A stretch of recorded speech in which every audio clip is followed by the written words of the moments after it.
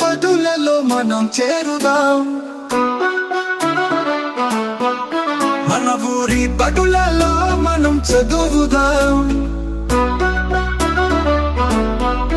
పుస్తకాలు, బ్యాగులు, బట్టలను, పూట్లను తొక్కాసి తమ్మ పేర మంచి మధ్యాహ్న భోజనం విద్యార్థికి ఉచితంగా ప్రభుత్వమే సమకూర్చును. తల్లికి వందనమంటూ ప్రతి విద్యార్థికి ఏడాదికి 15,000 నందించును. మన మంచి ప్రభుత్వం ఆటలతో పాటలతో చదువులు నేర్పి సంస్కారం అప్పేలా క్రమశిక్షణ నేర్పి ప్రైవేటు బడులకు ధీటుగా మన ప్రభుత్వ బడులే మేటిగా.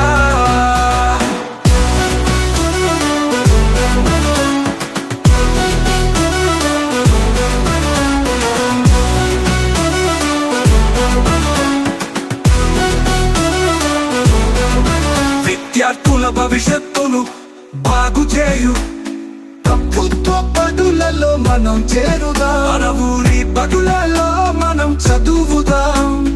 ఎక్కడికో వెళ్ళడం ఎందుకురా దండగా,